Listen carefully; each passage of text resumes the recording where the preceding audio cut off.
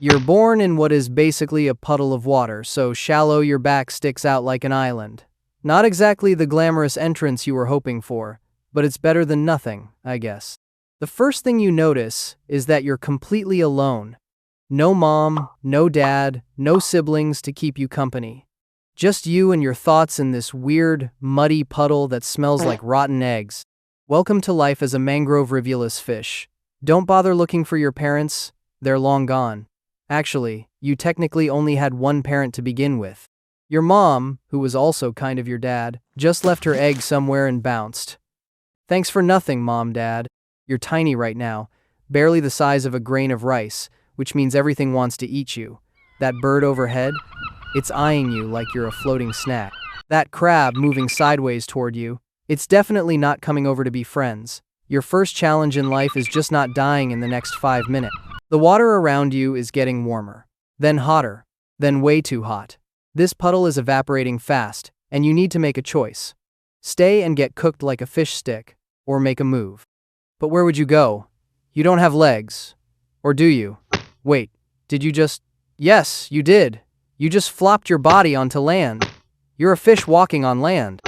Sort of. It's more like an awkward jump flop wiggle motion that would get 0 points for style, but 10 points for survival.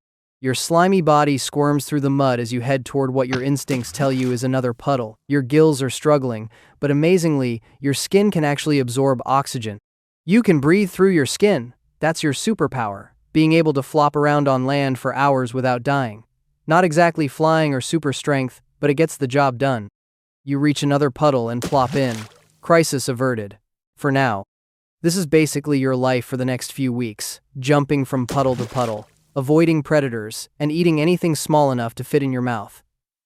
Tiny bugs, microscopic plants, whatever. You're not picky when your whole existence is a constant state of emergency. Fast forward a few months, and you've somehow survived. Congratulations, you're now about an inch long. The world is still trying to eat you, but at least you're getting better at not being eaten.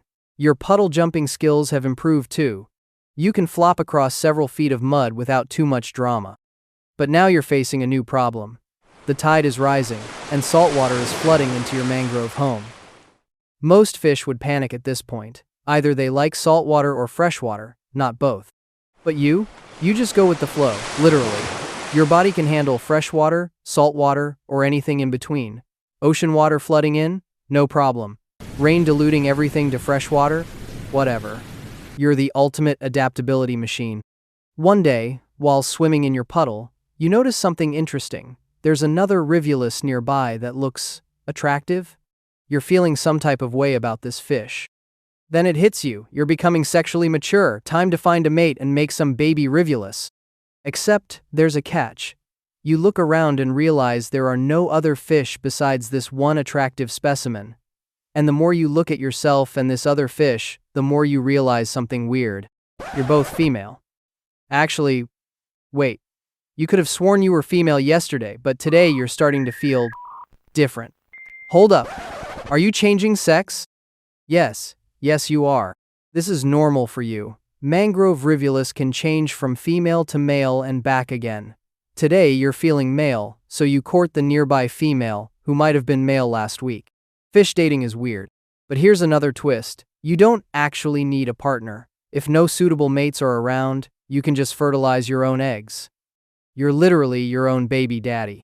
Your family tree isn't a tree. It's just a straight line pointing back at you. You lay your eggs in a secluded spot, maybe inside a rotting leaf or under a rock. Then, following family tradition, you abandon them completely. Parenting done. Time to go look for more food. The rainy season arrives, turning your home into a water park. More water means more places to explore and more food to find. But it also means more predators swimming in to crash your party. Larger fish, water snakes, and birds are all eyeing you like you're a swimming snack bar. You've gotten smarter about survival though. When danger approaches, you head for the muddiest, shallowest water you can find, places other fish can't go. If things get really dicey, you can always bail out onto land again and find a new home. Winter approaches, and the temperature drops. Most fish would be in trouble, but not you. Your body slows down, using less energy as you wait for warmer days. You might even bury yourself in mud if things get too cold. It's like hitting the pause button on life. Nice. Spring returns, and you're back in action. Now you're a full-grown adult, a whopping 2 inches long. In the fish world, you're still tiny. But in the rivulus world, you're a champion. This is as big as you get. One day, during low tide, your puddle starts shrinking again. But this time, instead of immediately jumping to the next puddle, you decide to try something different. You wiggle yourself into the damp mud and start to curl up. Your body produces extra slime, forming a protective cocoon around you. You're going dormant, waiting for water to return. You can stay like this for months if needed, a fish mummy just waiting to be rehydrated. This is your ultimate survival trick. When life gets too tough, too dry, too hot, too crowded, you just check out, tuck yourself into the mud and wait for better days. It's like having a time machine. Except you just sleep through all the bad parts and wake up when conditions improve. Eventually, rain returns, soaking into your mud cocoon and bringing you back to life. You wiggle out, shake off the mud, and you're good as new. Most fish would have been dead, but you just took a nap. Years pass like this, swimming, flopping, changing sex occasionally, maybe mating, maybe self-fertilizing, hiding from predators, and burying yourself when times get tough. It's not glamorous, but it works. By fish standards, you're ancient now. 4 years old. Most of your kind don't make it this long. Your body is slowing down. You don't jump between puddles quite as energetically as you used to. Your color isn't as bright. Old age is setting in. One particularly hot day, your puddle starts to shrink rapidly. Normally, you'd flop to the next puddle or bury yourself to wait it out. But you're tired. Maybe it's time to let the cycle continue.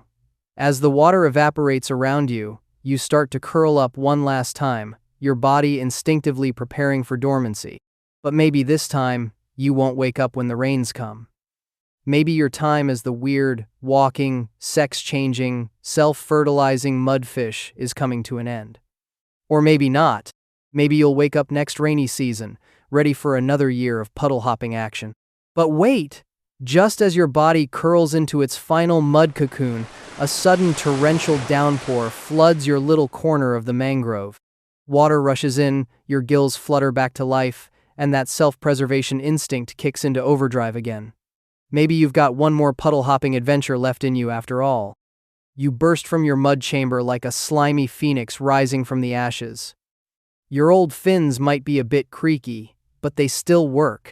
With a spectacular flop that would score a solid 2-10 from Olympic judges, you launch yourself into a brand new puddle, fresh territory, new microscopic snacks, maybe even some attractive rivulus neighbors who haven't seen all your old flop and wiggle moves yet. Just when you thought you were out of the game, you're back for another season of the wildest show in the mangroves.